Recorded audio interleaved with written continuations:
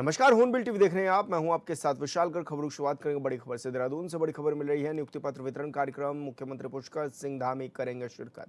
सिंचाई और कृषि विभाग के चयनित कर्मियों को मिलेंगे नियुक्ति पत्र। मुख्य सेवक सदन में होगा कार्यक्रम का आयोजन। ये बड़ी खबर आप तक पहुंचा रहे हैं, जहां पर नियुक्ति पत्र वितरण कार्यक्रम आज आयोजित हो रहा है, जिसमें मुख्यमंत्री पुष्कर सिंह धामी भी शिरकत कर रहे हैं। तो मुख्यमंत्री पुष्कर सिंह धामी इस दौरान नियुक्ति पत्र भी वितरित करेंगे। सिंचाई और कृषि विभाग के चयनित कर्मियों को मिलेंगे नियुक्ति पत्र। तो बड़ी खबर आप तक पहुंचा रहे हैं, जहां पर मुख्य सेवक सदन में कार्यक्रम का आयोजन होगा और ऐसे में मुख्यमंत्री नियुक्ति पत्र वितरण भी करेंगे। ये बड़ी खबर आप तक पहुंचा रहे हैं।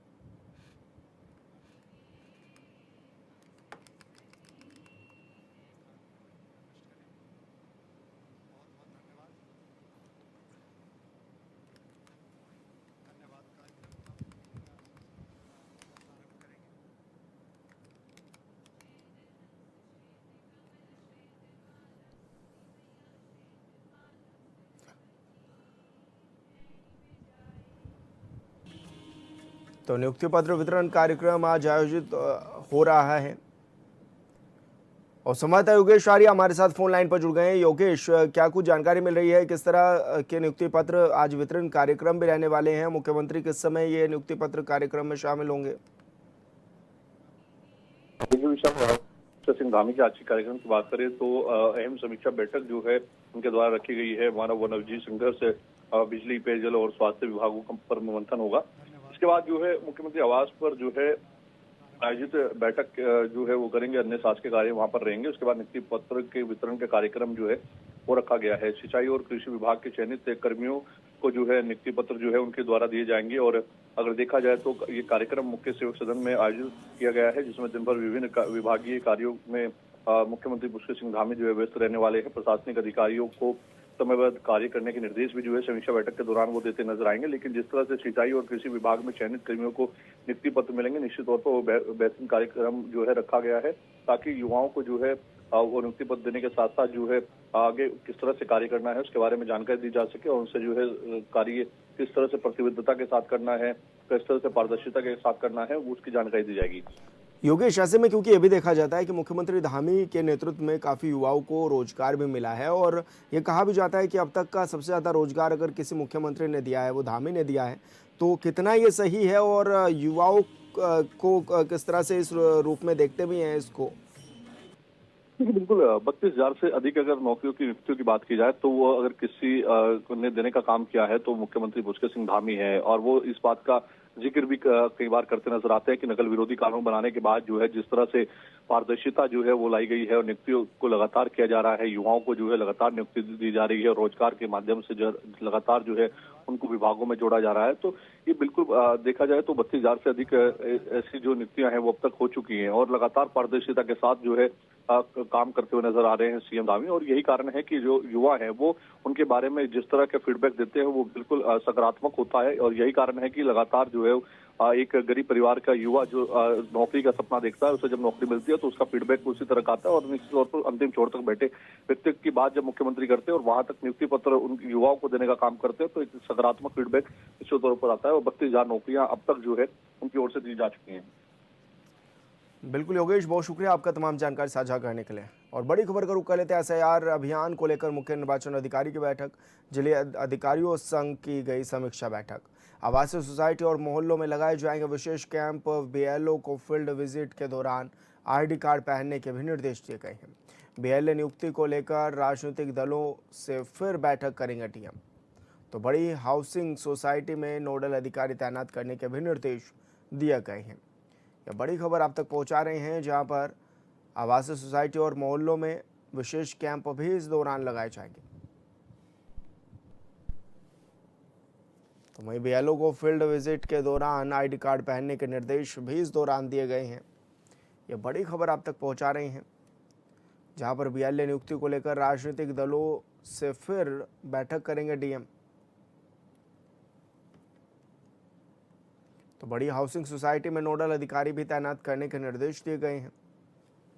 एसआईआर को लेकर ये अपडेट्स मिल रहे हैं और एसआईआर अभियान को लेकर मुख्य निर्वाचन अधिकारी ने बैठक भी की है।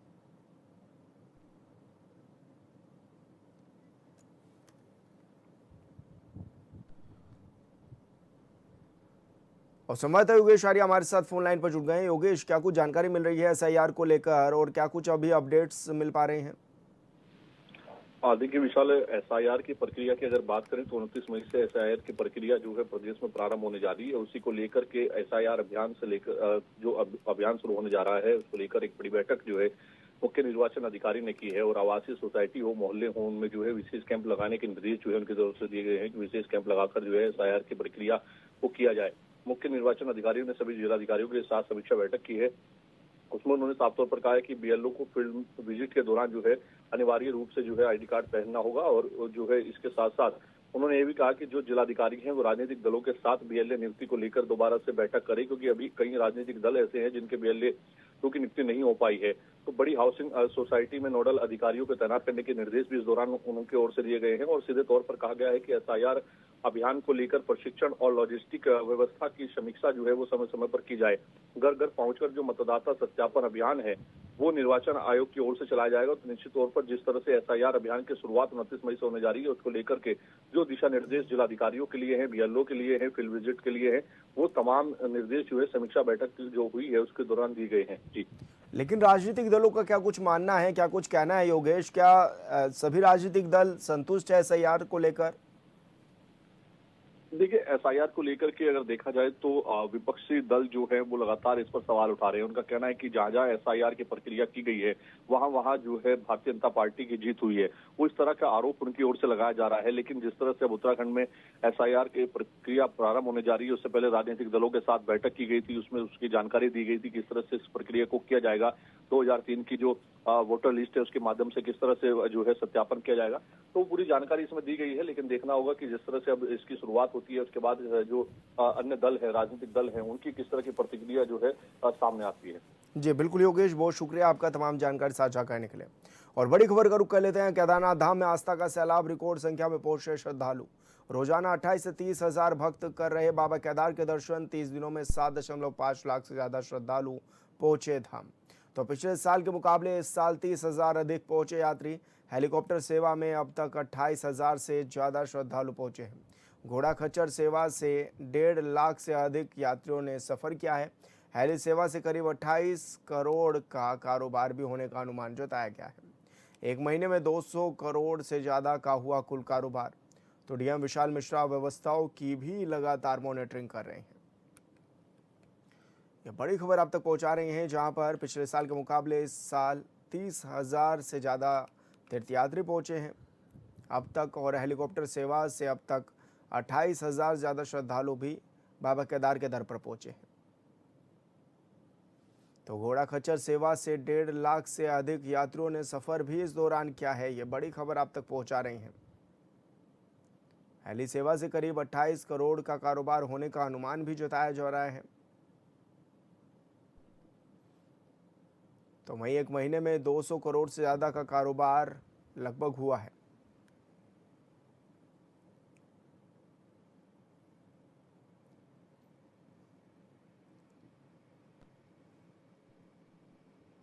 खबर मसूरी से है, जहां कांग्रेस नेता राहुल गांधी की ओर से प्रधानमंत्री नरेंद्र मोदी और गृह मंत्री अमित शाह पर की गई कथित टिप्पणी के विरोध में बीजेपी कार्यकर्ताओं ने जोरदार प्रदर्शन किया।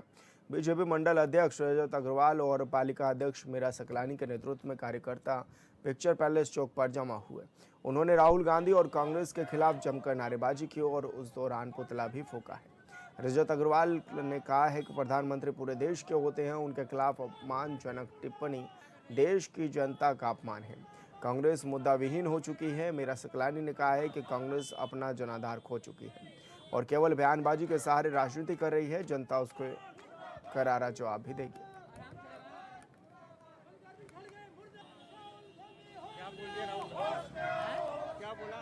इस पार्टी जो है आज एक राहहीन पार्टी है, विचारहीन पार्टी है, जिस पार्टी का ना ही कोई मुख्य उद्देश्य है, ना ही कोई उनके मुख्य चिंतनीय विषय है।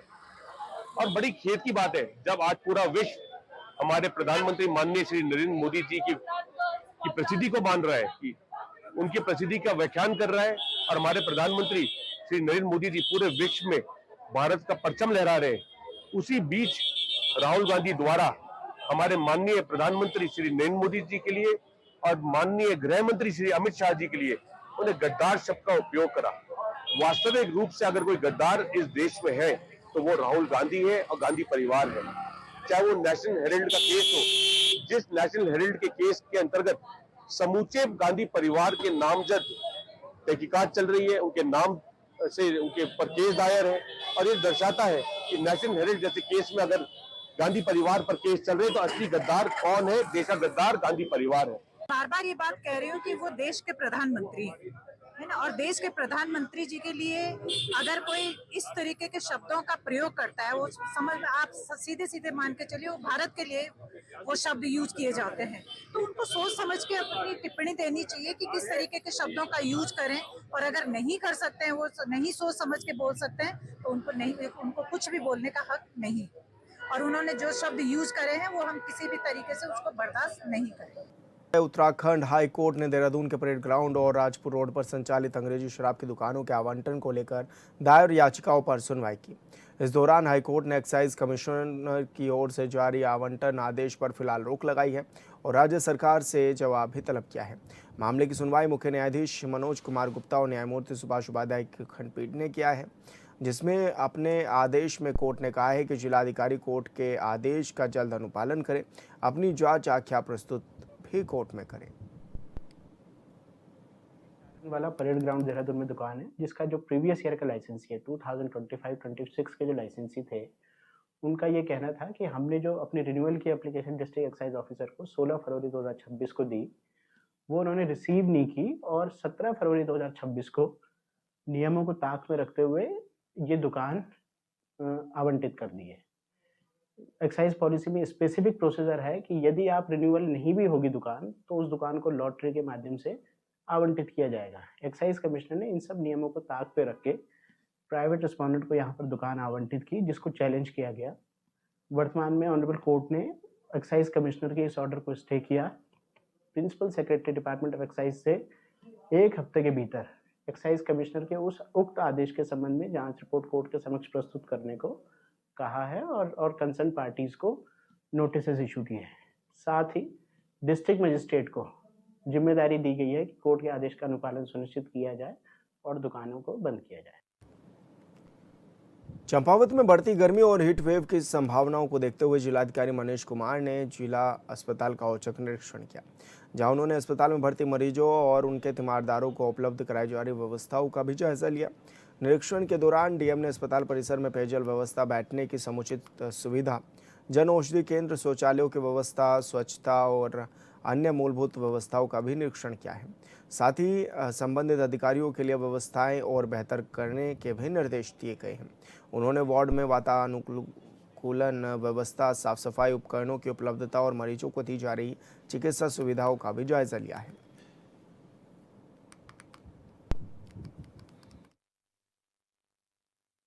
जो एसी है वो फंक्शनल नहीं है, काम नहीं कर रहे हैं और पानी की समस्या बन गई है। उसके संबंध में यहाँ के चीफ मेडिकल सुपरिटेंडेंट और सीएमओ साहब, एडीएम साहब, सभी लोग अभी आकर के जितने हमारे मरीज हैं, तीमारदार हैं, उनसे हम लोग चर्चा की। साथ ही यहाँ स्वच्छता और जो पेयजल और जो शौचालय में पानी की स्थिति है उसका भी स्वयं ही हम लोग ने आकलन लिया। और जो ICU है उसमें एसी के स्थिति को भी देखा।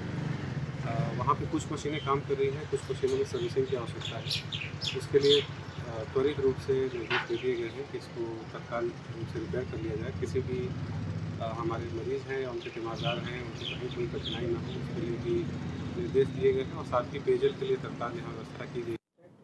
लोहाघाट नगर के मुख्य डिग्री कॉलेज तिराहे के सकरा होने के कारण लगातार दुर्घटनाओं का खतरा बना हुआ है। पूर्व में कई दुर्घटनाएं भी हो चुकी हैं। तेज रफ्तार वाहनों के कारण यहां हर समय जाम और हादसे की आशंका रहती है। लोहाघाट विकास संघर्ष समिति अध्यक्ष विपिन गोरखा, शिक्षक राम सिंह प्रसाद, कालाकोटी व्यापारी अमित बगोली सहित स्थानीय लोगों ने लोक निर्माण विभाग लोहाघाट में तिराहे के चौड़ीकरण की मांग भी उठाई है। उन्होंने बताया कि तिराहे संकरा होने के कारण मीना बाजार और डिग्री कॉलेज की ओर जाने वाले बड़े वाहनों को एक बार में मुड़ा नहीं जाता है, जिससे आम जनता को दिक्कतें भी होती हैं और जाम की समस्या भी बरकरार रहती है। अंधे मोड़ होने के कारण सामने से आने वाले वाहन भी दिखाई नहीं देते। लोगों ने कहा कि इस तिराहे पर रोज सैकड़ों वाहन गुजरते हैं। पैदल राहगीरों और स्कूली बच्चों के लिए भी ये जगह बेहद खतरनाक है। कोई भी गाड़ी अगर ऊपर बिना वजह से आती है और इधर से आती है तो उन लोगों को पता ही नहीं चलता है कि नीचे से कौन सी आ रही गाड़ी, ऊपर से कौन सी आ रही, दिखती नहीं है। क्योंकि सकरा मोड़ है, अंधा मोड़ है एक प्रकार से देखा जाए तो।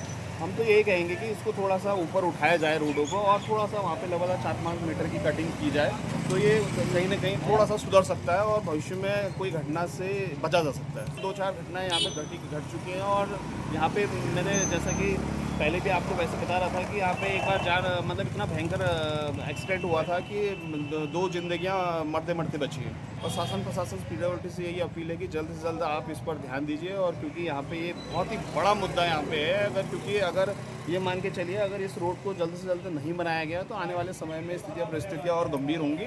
और अब आपको पता ही है कि आजकल बिना हर घर में गाड़ियाँ हैं, हर घर में बाइक है और ये ट्रैफिक तो बढ़ते जाना है। लेकिन हमें ये भी ध्यान रखना है कि अगर सड़कों के कारण कहीं पर दुर्घटना घट रही है तो उसको सुधार किया जाए। सर, जो डिग्री कॉलेज तिराहा है इसके ठीक बगल में एक आयुष्मान आरोग्य मंदिर भी है।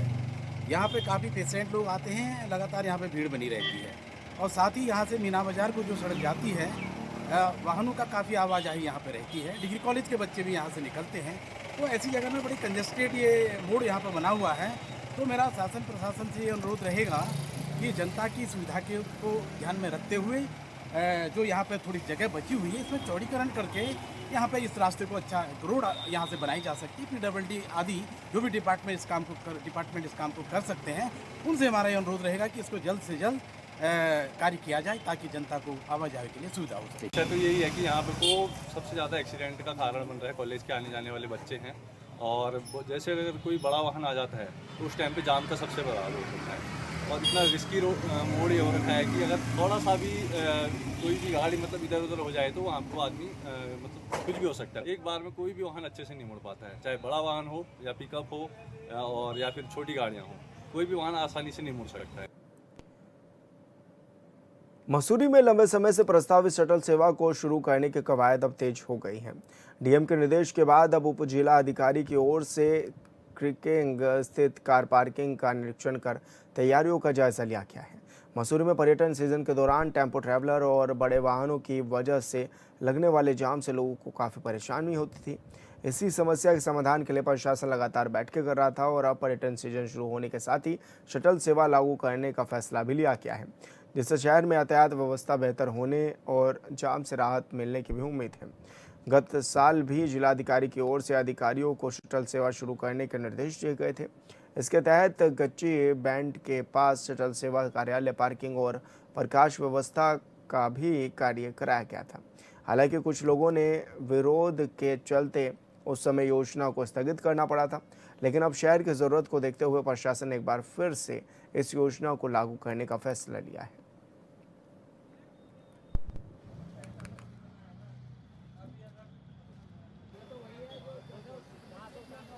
किंग क्रैक जो हमारी ये एंट्री पॉइंट है मसूरी की, यहाँ पे जो बड़ी गाड़ियाँ जो टेम्पो ट्रैवलर्स हैं जो काफ़ी जाम का भी समस्या क्रिएट करती हैं आगे चल करके, तो उनको यहाँ पे रोक करके यहाँ पे जो king crack park taxi union है उनके माध्यम से शटल चलाई जाए।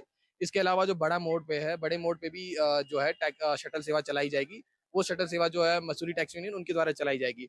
इससे हम कोशिश ये हमारी रहेगी कि बड़ी गाड़ियाँ जो यहीं पे पार्क हो जाए सो दैट कि अंदर जा करके वो बड़ी गाड़ियाँ जाम ना लगाए अनावश्यक रूप से, और कम से कम गाड़ियाँ मसूरी में एंटर, उससे लोगों को जाम से थोड़ी राहत तो मिलेगी।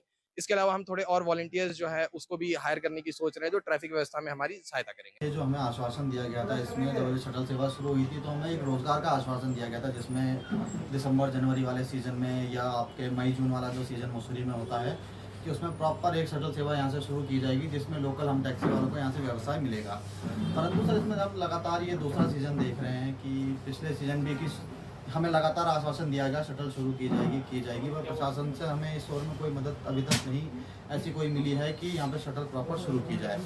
कहा जाता है शुरू की जाएगी, इस सीज़न में हमने गाड़ियाँ खड़ी रखते हैं अपनी की शटल के लिए, 30 से 40 गाड़ियाँ हमें उस चीज़ के लिए चाहिए होती हैं शटल के लिए कि प्रॉपर शटल हो, बट हमने पिछले साल भी ये देखा और इस साल भी अभी तक की सीजन उस प्रकार का नहीं चल रहा है और शटल भी यहाँ पे नहीं शुरू की जा रही है, जिससे टैक्सी वालों का रोजगार लगातार हानि की ओर जा रहा है। उत्तराखंड में चुनाव भले अभी दूर हों, लेकिन सियासी हलचल अब तेज होती दिखाई देने लगी है। कांग्रेस नेता राहुल गांधी के संभावित उत्तराखंड दौरे और बीजेपी के राष्ट्रीय अध्यक्ष नितिन नवीन के प्रस्तावित कार्यक्रमों ने प्रदेश की राजनीति को गर्म कर दिया है। कांग्रेस प्रदेश प्रभारी कुमारी शैलजा भी तीसरी बार उत्तराखंड आ सकती हैं। ऐसे में साफ है कि विधानसभा 2027 की चुनावी तैयारियां अब जमीन पर दिखाई देने लगी हैं। इस खास रिपोर्ट में देखिए।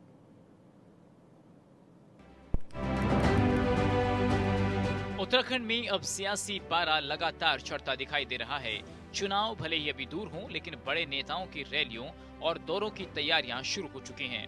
कांग्रेस नेता राहुल गांधी के मई के अंत तक गढ़वाल और कुमाऊं दौरे की चर्चा तेज है और पार्टी संगठन लगातार इसकी तैयारियों में जुटा हुआ है।